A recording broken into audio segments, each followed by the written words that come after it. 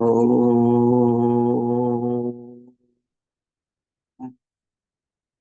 विश्वानि देव सवितर्दुरितानि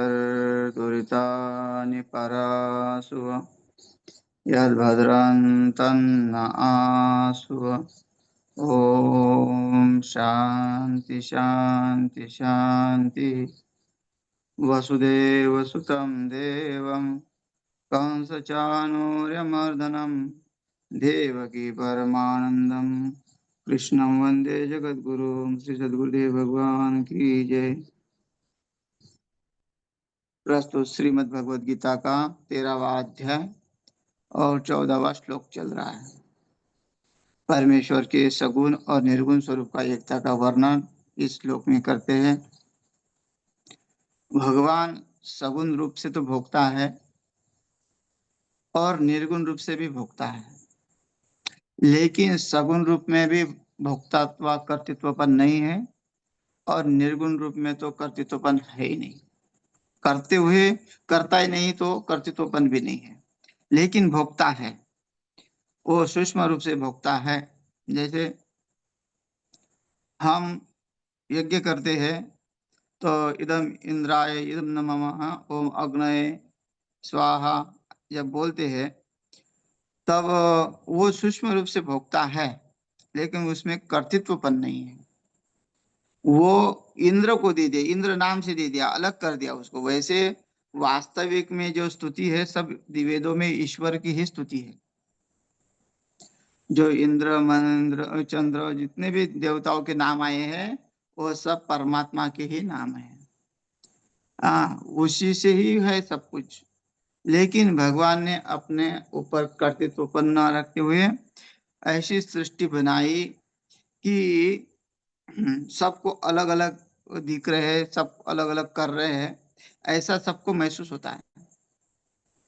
लेकिन सबको करता, सबका धरता, पालन करता, संहार करता, सृष्टि करता जो है वो सब जो है एक ही परमात्मा है, जिसके अनेक हाथ है, अनेक पाँव है, अनेक मुख है, अनेक श्रवण इंद्रिया है, अनेक है, जहाँ कोई अंत नहीं है। ऐसे परमात्मा का वर्णन यहाँ करते हैं कि सर्वेन्द्रिय गुणाभासम सर्वेन्द्रिय विवर्जितम असक्तम सर्वभृच्चैव निर्गुणम गुणभोक्तृ च। सर्वेन्द्रिय गुणाभासम, वो भाषित होता हुआ भी इस सगुण रूप का वर्णन करते हैं यहाँ कि भगवान परमात्मा हमको लीला करते हुए दिख रहे हैं। भगवान श्री कृष्ण जो है लीला करते हुए दिख रहे हैं, गोपियों के साथ जो है रास लीला करते हुए देख रही है। जरासन से जो है त्रस्त होके भागते हुए भी देख रहे हैं। जरासन को कितने बार हराया, लेकिन जरासन माना नहीं।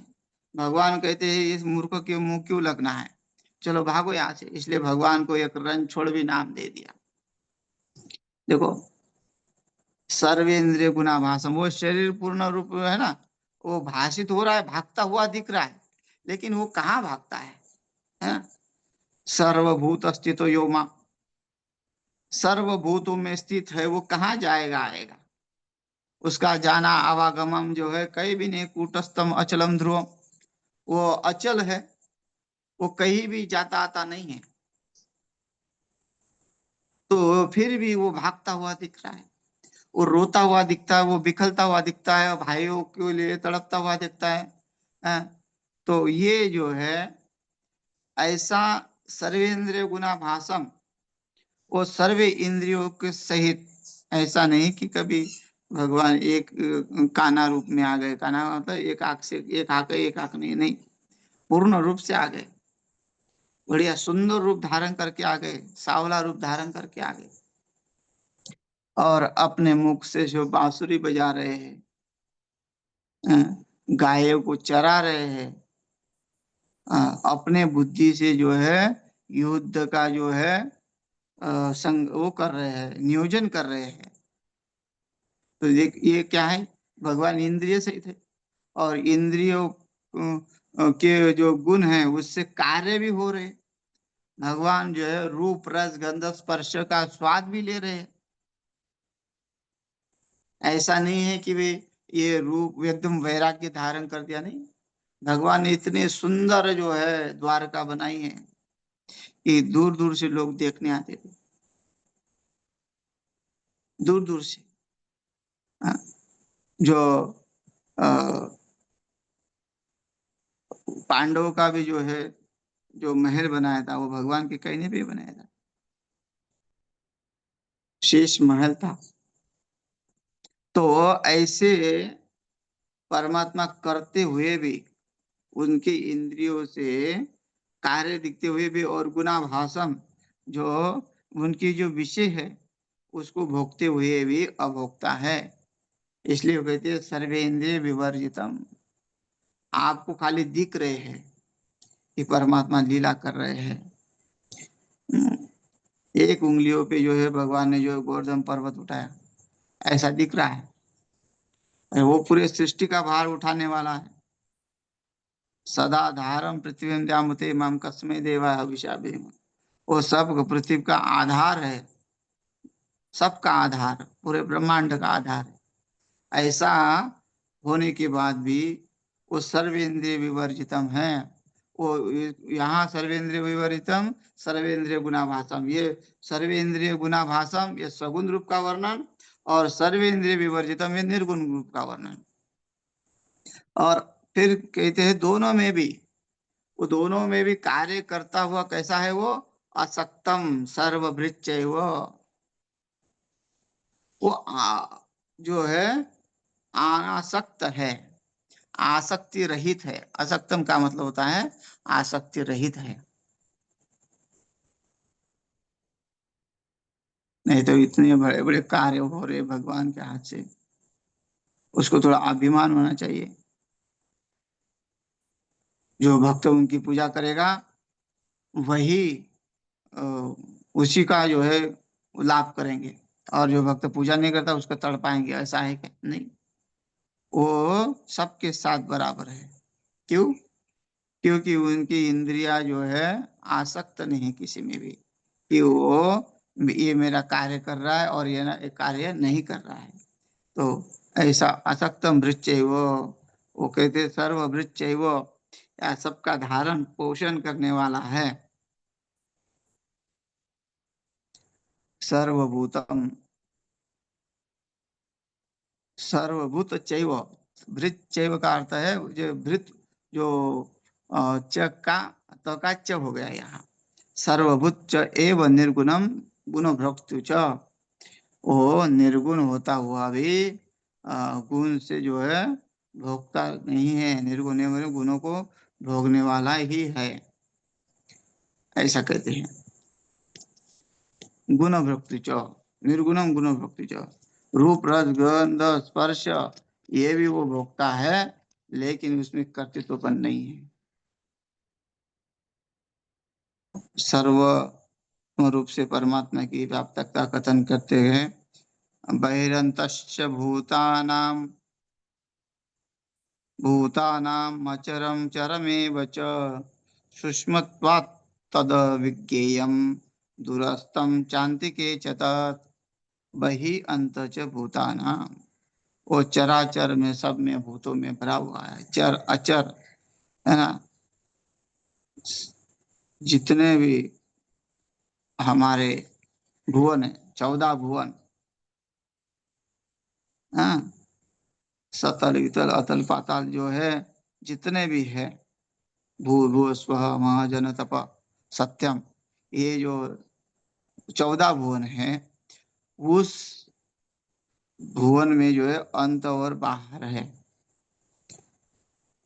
उसका जो है चराचर सब भूतों में बाहर और भीतर परिपूर्ण है। भाई किसी के अंदर है तो वो बाहर नहीं है क्या? सर्वाघटी राम देहा देही एक, ऐसा कहा है। सर्वाघटी राम देहा देही एक, वो एक ही है, सब घट में जो दिख रहा है वो एक ही है, ऐसा। तो वो चराचर में बैठा हुआ है। कितने प्रमाण दिए जो है वो सब में है, फिर भी लोगों की जो मति जो है वो नहीं समझती, वो परमात्मा के अस्तित्व को मानती ही नहीं है, वो अपना घृणित कार्य करने में तत्पर है। अगर घृणित कार्य नहीं करते तो ये आश्रमों में कब्जे नहीं होते, लोगों के जो है धन पे जो है नजर नहीं होती। लेकिन लोग जितना बेईमानी हो सके उतना करने में सक्षम है, अगर कोई रोके नहीं तो पूरे बेईमान बन जाएंगे। लेकिन है कि भगवान संतुलन बना रखा है, बेईमानों को भी रोकने के लिए कानून बना रखा है, तब थोड़ा बहुत रुका हुआ है, लेकिन फिर भी जो है चुपके चुपके बेईमानी करने में सक्षम है। तो ये वो समझते नहीं कि वो बाहर भी देख रहा है, अंदर भी देख रहा है। भले ही हमको कोई देख नहीं रहा है, लेकिन हमारे अंदर तो बैठा हुआ है। तो हमारे अंदर से जो है वो आवाज भी दे देता है ऐसा मत कर, लेकिन इंद्रियों के अधीन होने से जो है वो उसके ऊपर ध्यान ही नहीं देता, वो सुनता ही नहीं उसकी, और वो ऐसे कार्य करता है कि अपने जो है कर्मों को जो है बदल देता है। फिर वही पुनरपि जननम पुनरपि मरणम चक्कर में जो है आता रहता है और अपने दुखों को भोगता रहता है। तो इसलिए उस परमात्मा के स्वरूप को अगर जानते हैं तो भले ही मनुष्य जन्म मिलता है, तो मनुष्य जन्म में भी हम भगवान के भक्त ही बन के रहेंगे, हम भगवान के ही हो के रहेंगे। और कई संतों ने तो ये भी कहा है कि भक्त बनना मोक्ष से भी बढ़कर है। इसलिए तो संत तुकाराम महाराज कहते नको ब्रह्म ज्ञान आत्मस्थिति भाव, मैं भक्त तो देवा ऐसे करी। अब मुझे तो आप ब्रह्म ज्ञान भी नहीं चाहिए आपका, और न ही कोई मतलब उपाधि चाहिए। नको ब्रह्म ज्ञान आत्मस्थिति भाव, है ना। आत्मस्थिति भाव होने की क्या होगा भाई, द्वैत समाप्त हो जाएगा, अद्वैत में आ जाएगा, तो भक्ति किसके करेगा करेगा मैं वासुदेव तत्व था, फिर मैं ही वासुदेव हूँ, ऐसा अनुभव करेगा। लेकिन वो कहते हैं कि जो आनंद फिर भक्ति में है, जो आप सगुण रूप लेके आते हैं, देखो सब विदेही थे, भगवान श्री कृष्ण के साथ जो भी आए हैं, और ऋषि मुनि, बड़े बड़े ऋषि मुनि ने तप किया, उस तप का फल ये हुआ कि भगवान जब अवतार लिए तो उन्होंने भी अपने अवतार लिए, और सब मोक्षार्थी थे, सबको मोक्ष प्राप्त था, लेकिन अपने अपने मोक्ष का सुख गुण भोगते हुए संसार में भगवान के साथ आ गए। तो ये क्या है तो अलग नहीं है, लेकिन एक को हम बहुत श्याम, परमात्मा तो स्वयं कहता है कि वो आनंद लेने के लिए वो अलग अलग लीलाएं करता है ना। एक एक होते हुए भी अनेक बन गया, क्यों कि उसका एकल्याचा नहीं खेळो म्हणून मेळ मेळविला, बोलते ना। अकेला का अकेले से कुछ नहीं होता है, अकेले आदमी से कुछ नहीं होता। जब तक हम दूसरे लोगों का सहायक, धर्म देखो, धर्म अकेले से नहीं होता। इसलिए आश्रम में एक भक्त के ऊपर नहीं होता है, वो बहुत सारे भक्त होते तब जाके आश्रम की व्यवस्था संभाली जाती है। नहीं तो एक भक्त जो होते हैं वो फिर क्या करेंगे। और अनेक होने से भी नहीं है, लेकिन कहने का यह है कि एक से नहीं होता, जब मंदिर का कार्य बनाना है तो भी एक से नहीं होता। वो होता है, आप बोलेंगे कि वे एक ने अकेले ने, फैक्ट्री वाले ने पैसा दे दिया, अकेले में कैसे दे दिया, वो तो उसके मजदूरों ने कमाया, उनको मजदूरों ने कमा के दे दिया, हजारों मजदूर उसके फैक्ट्री में लगे हुए हैं, उस मजदूरों ने उनको मुनाफा कमा के दिया, तभी वो उस अकेले ने मंदिर बनाया। तो अकेला कोई कर नहीं सकता। इसलिए भगवान कहते हैं मैं अकेला कहाँ हूँ, मैं भी एक हम बहुश्याम, मैं बहुत बन गया, और मैं ही ये लीला करता हूँ, जिसको ब्रह्म ज्ञान भी प्राप्त होता है, जो भक्त वो भी कहता है कि मैं भक्त भी बनूं। तो ये भगवान की विभूतियां इतनी है, तो वो अंदर और बाहर सब जगह जो है वो परमात्मा है। वो परमात्मा साधक रूप में भी है, परमात्मा सिद्ध रूप में भी है, उसी की विभूति है। वो तप करता हुआ भी दिखता है, वो जप करता हुआ भी दिखता है, वो ध्यान करता हुआ भी दिखता है, हाँ? वो युद्ध करता हुआ भी दिखता है। तो ऐसा जो है वो ऐसा नहीं कि नहीं है, है। चराचर में भरा हुआ है। बहिरंतश्च, अंत और बहिर दोनों में ओतप्रोत भरा हुआ है। आकाश में जितना ब्रह्मांड है उसमें भी है, वो समाया हुआ है। और सब का सत्ता उसकी है। भूतानाम अचरम चरमेव च, अचर चरम च एव च, बोलते हैं कि चर अचर में भी वही है। हैं? चर जितने भी चतुष्पाद है, द्विपाद है, हैं? जो प्राणी है वो चर है, चलने वाले हैं। पृथ्वी पे जो रेंगने वाले हैं, कीड़े मकोड़े जितने भी संख्य है, असंख्य जीव है चलने वाले। अलग अलग समुद्र में भी कितने जीव है, वो सब परमात्मा कहते चर मैं हूँ। और अचर रूप में जो पेड़ पौधे हैं, जो घास है, जो फूल फाल है, जो पर्वत है, पत्थर है, वो चलते नहीं, अचर है वो उनका आना वो भी मैं ही हूँ। बताइए, अंदर बाहर सूक्ष्म होने से वो भी दिखता नहीं है। वो सूक्ष्मत्वात्, सूक्ष्म होने से अविज्ञेय है। अविज्ञेयम, सूक्ष्मत्वात् अविज्ञेयम, वो दिखने वाला नहीं है ना। परमाणु है कि नहीं है?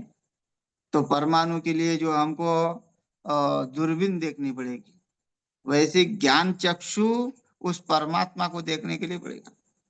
हाँ? बोलते हैं कि मूढ़ लोगों को ज्ञान नहीं होता, मूढ़ लोगों को परमात्मा नहीं दिखता, है ना। 15 अध्याय में आता है विमूढ़ ज्ञान चक्षु। तो उसमें जो है उसको भी ज्ञान चक्षु प्राप्त होते हैं। तो अविज्ञेय वो प्राप्त है, लेकिन दुस्तर है। दूरस्थम शांति के च, दूर दिखता है, दूर भी है और समीप भी है, अंत के अपने इतना अंत है, हैं? जितना हमारे आंखों में से दिखता नहीं ना, अपने आंखों में कितना नजदीक है अपने आंखों का। वो जो मोतिया बिंदु हमको दिखता है, नहीं दिखता।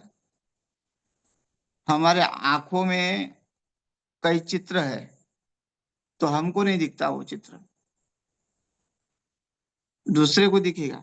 लेकिन इतना सूक्ष्म से सूक्ष्म है, इतना समीप है, जितने समीप हम नहीं है वो अपने, उतना समीप वो है। और इतना दूर है कि जो आकाश का जैसे अंत नहीं है, तो उसका भी कोई अंत नहीं है।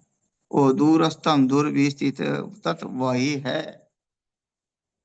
तो वो परमात्मा का ये सगुण रूप का वर्णन और ये निर्गुण रूप का वर्णन है।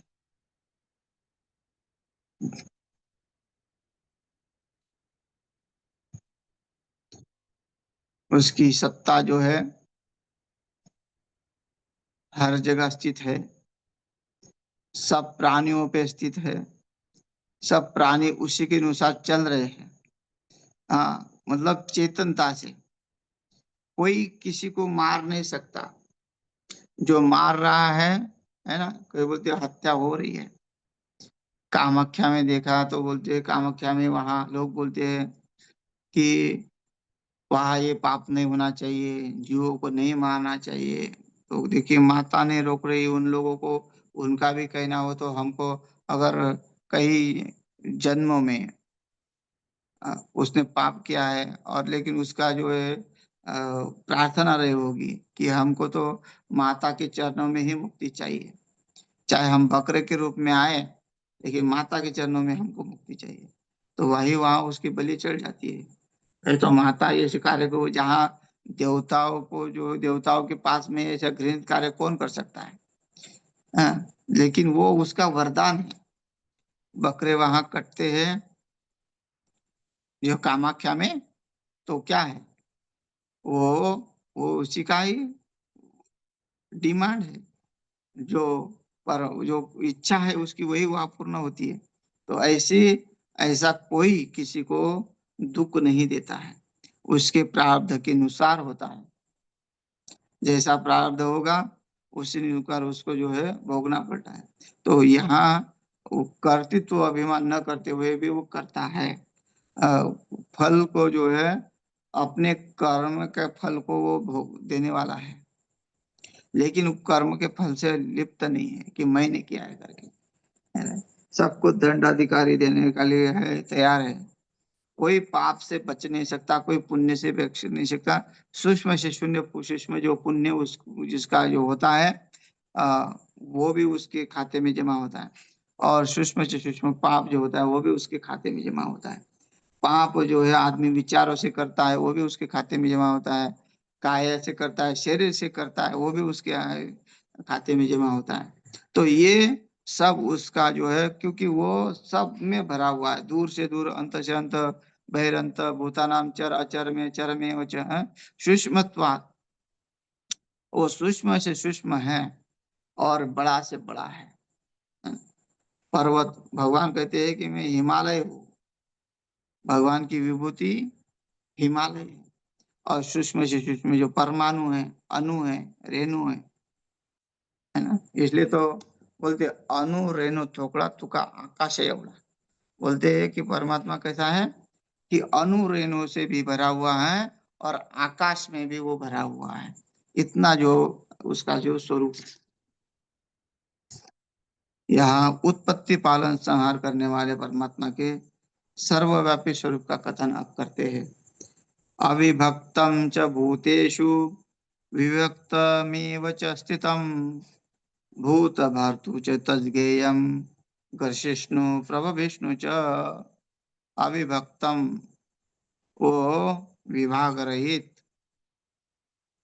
स्वरूप रूप के आकाश के सदृश परिपूर्ण होने पर, आकाश कैसा है, विभाग रहित है।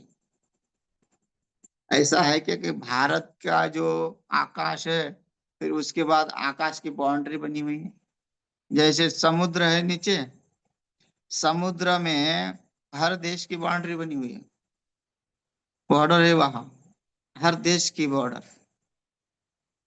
अच्छा, जो राज्य है, जो भारत में समुद्र आ रहा है, वो भी हर एक राज्य की बॉर्डर समुद्र में है। हर हर एक राज्य का जो जहाज, जो नाव है, वो दूसरे राज्य में मछली पकड़ने नहीं जा सकता, वो सीमा बंधी हुई है। लेकिन परमात्मा की सीमा कोई बंधी हुई नहीं, आकाशवत है। वो आकाश जैसा है, वहां कोई भी किसी प्रकार का जो है अलग नहीं है। ऐसा है कि भाई इतना ब्रह्मांड, उसका तीन तीन देवता है, ब्रह्मा विष्णु महेश, तो शायद इन लोगों ने बांट के लिया होगा। ऐसे लोग बोलते ना, किसी का जो है ब्रह्मलोक है, किसी का गोलोक है, किसी का वैकुंठ, अच्छा राम जी का गोलोक बोलते हैं, जो राम जी के भक्त है वो गोलोक बोलते हैं, साकेत धाम बोलते हैं। भगवान श्री कृष्ण का गोलोक, गोलोक बोलते हैं भगवान श्री कृष्ण का, वो वहाँ वैकुंठ धाम बोलते हैं। भगवान भोलेनाथ का कैलाश बोलते हैं। तो ऐसे अलग अलग बॉर्डर है क्या? नहीं है। वो सब अविभक्तम, विभाग रहित है, और एक रूप से आकाश में सदृश परिपूर्ण है। अविभक्तम भी चराचर संपूर्ण भूतों में विभक्त सा स्थित प्रतीत होता है। वो विभाग रहित होने के पर भी चराचर में अलग अलग दिख रहा है, अलग अलग मनुष्य दिख रहे हैं, एक जैसा रूप नहीं दिख रहा है। अनेक रूप रूपाय, अनेक रूप उसके देख रहे हैं, अनेक अनंत रूप दिख रहे हैं, लेकिन वो विभाग रहित है।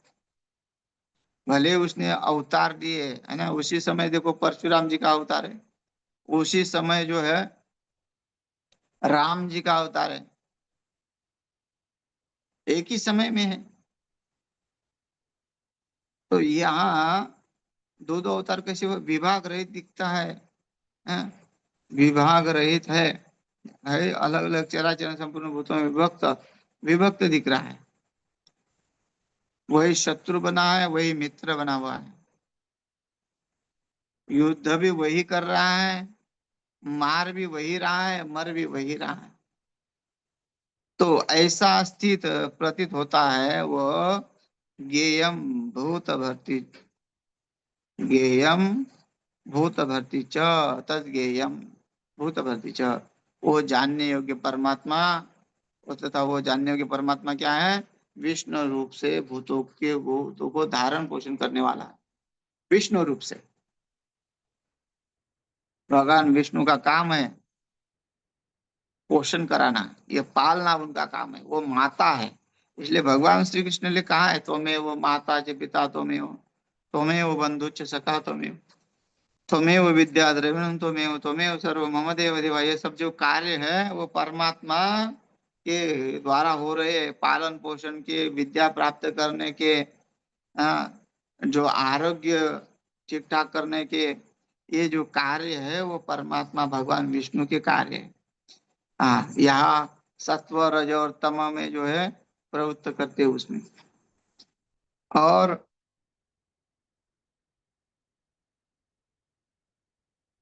ग्रष्णु या भूत विष्णु च भूतेषु तद्गेयम ग्रसिष्णु प्रभ विष्णु च।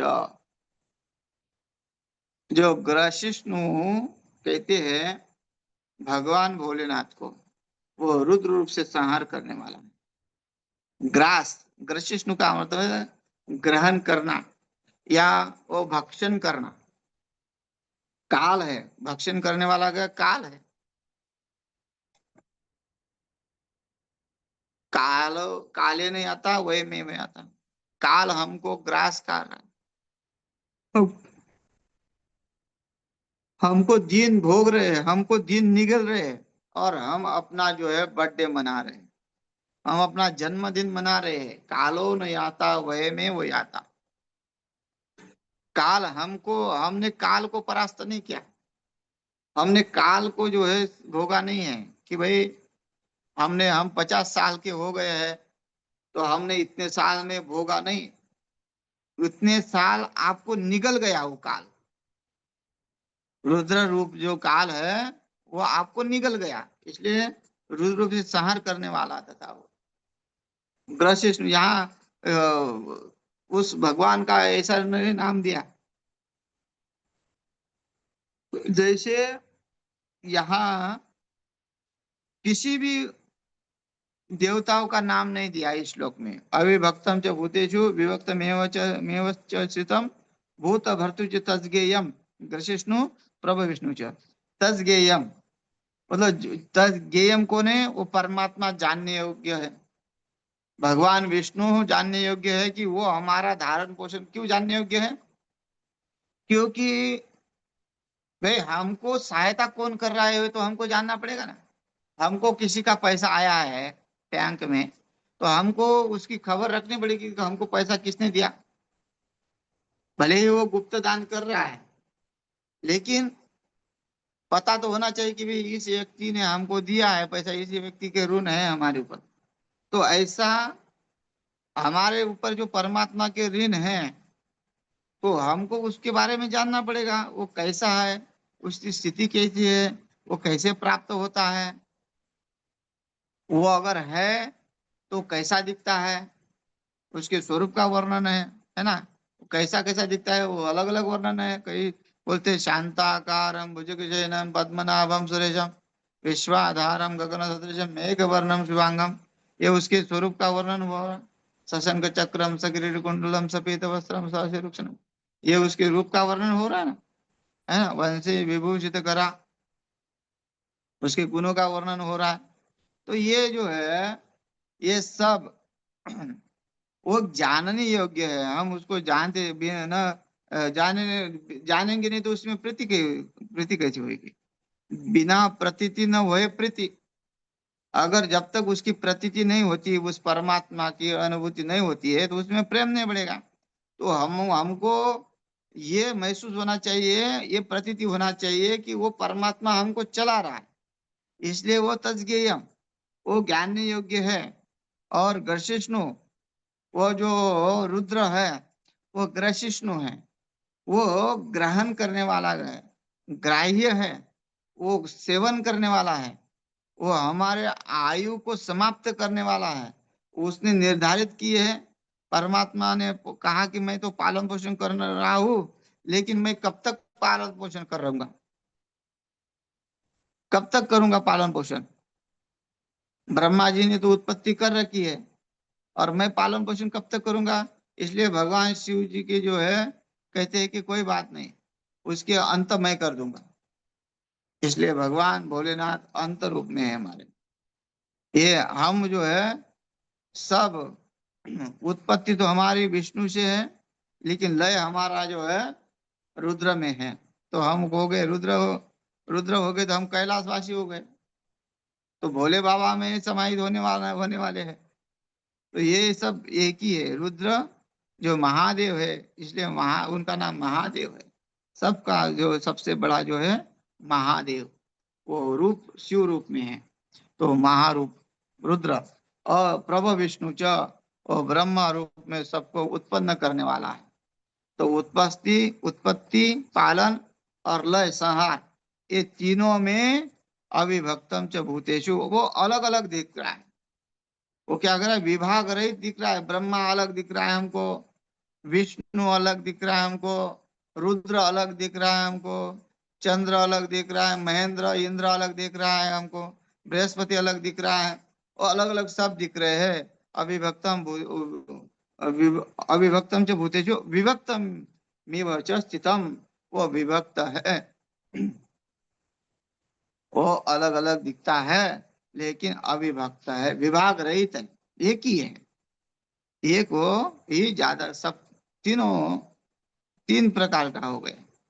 जैसे गुण सत्व रज तन तम है, वैसे ब्रह्मा विष्णु जो है ब्रह्मा विष्णु महेश, ये तीनों। तो इस श्लोक का अर्थ ये हुआ, और शेष जो है कल देखते हैं। हरि ओम, समय।